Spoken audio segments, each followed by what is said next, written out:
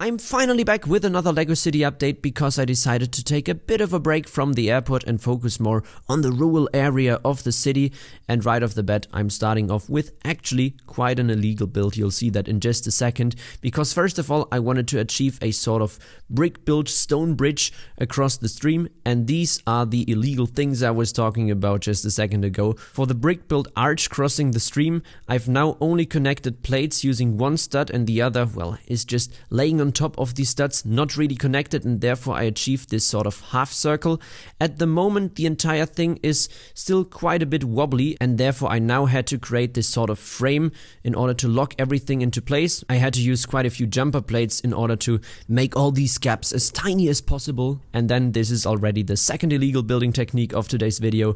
I've used these chain elements as a railing for the stone bridge. Now, let's focus more on landscaping, because this was something you guys wanted me to add in this front section. A bit of elevation. The rest of the city in between is quite flat, and therefore I decided to add small hills, not too over the top when it came to the elevation, because I didn't want to hide the rest of the city behind the hills.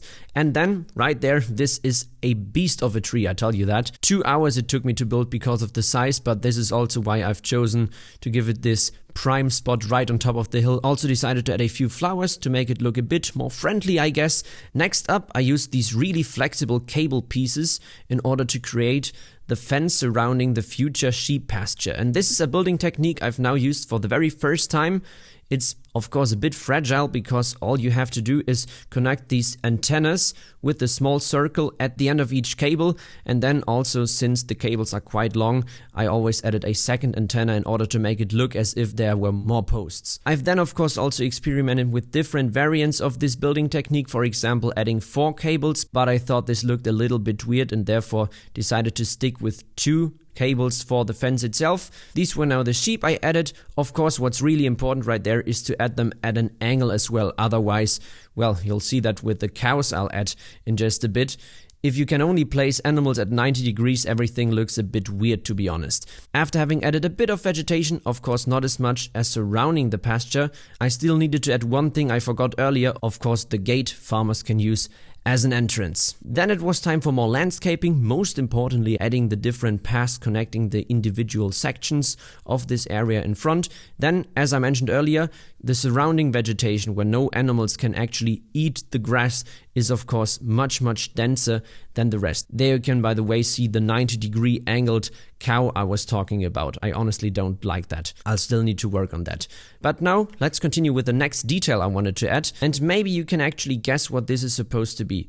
This is the side wall, and then I'm using these 2 angled studs on top in order to add a sort of angled roof. Now, this is what I want to build. It's just basically a storage facility for firewood, and I decided to place that right against the wall of the small watermill. I've just finished off that corner with a small path leading right to that gate where it temporarily ends, and then at the other gate where the bridge is, there it continues and goes around the corner, connecting this section with the rest of the LEGO City. However, at the moment, this wheat field right there really bothers me, which means I'll now remove it and place it into this section right here in combination with, you can see that right there, more pieces in order to extend that. I think I'm now going to double the size of the entire wheat field. This is probably going to take me a few hours right now. Getting rid of the old field was still the easy and fun part, but what I of course had to do is remove all the individual pins from the 1x2 round plates, because I decided to completely switch up building techniques and only use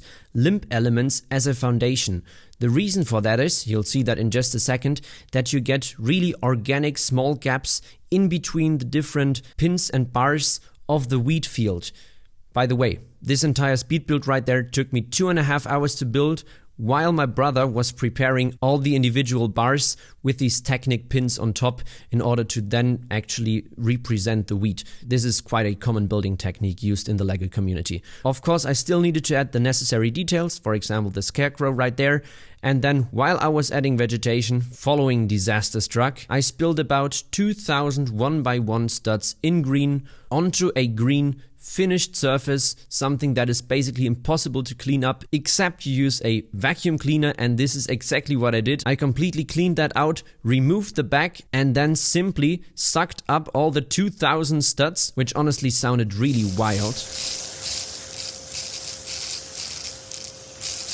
But as you can see right there, as soon as we take a look into the vacuum cleaner, this was by far the easiest and quickest solution to that problem. Having that done, I next up completed all the vegetation. I'll show you all the little details I added towards the end of the video. For now, I still need to show you one final thing, and this is by far my favorite thing of today's video, because finally the 2 switches I ordered have arrived, and therefore it's of course time to integrate them into the train tracks. And I'm so happy about that, because this is completely going to transform the entire section right there. Of course, I firstly added a dark bluish gray foundation as always, and then afterwards added the track ballast in between the individual sleepers, and of course covered them up once again with dark brown flat tiles, which then gives it this really clean, finished off look I absolutely love. And I think you guys know what's coming next. As soon as I've added new train tracks, it's of course time to test everything out and let the train run.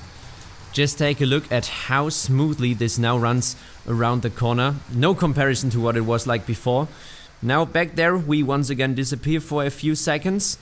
Now there in this section, right now you can see the train, and then back there it comes out again, out of the tunnel, through the other 2 switches I've also added right there.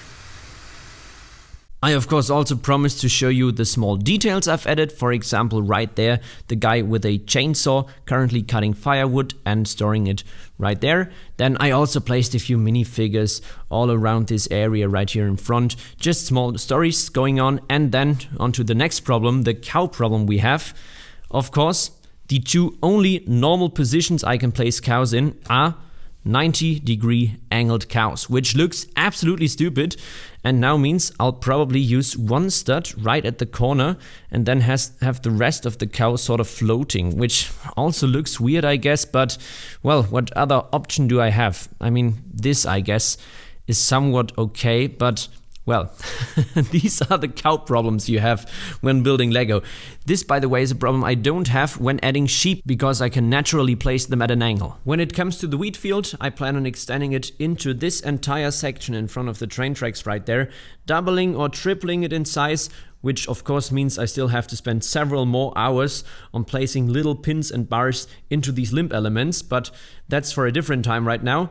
I just wanted to show you how much better this section now looks without the wheat field in front. The reason for that, by the way, is that we had the exact same color for the wheat field also for these 2 buildings back there, which then looked a bit stupid having it this close together. Now, so much better, everything is just opened up, we have so much more space available in between the rural and the urban area of the city, which I absolutely love. We now have one final thing to do. You guys might have guessed it, the before and after picture. First of all, this is what it looked like before. I once again forgot to take the before picture, therefore only the screenshot in lower resolution, and afterwards a massive difference. I hope today's massive progress makes up for the longer waiting time than usual, and with that being said, thank you so much for watching, and I'll see you again in the next one.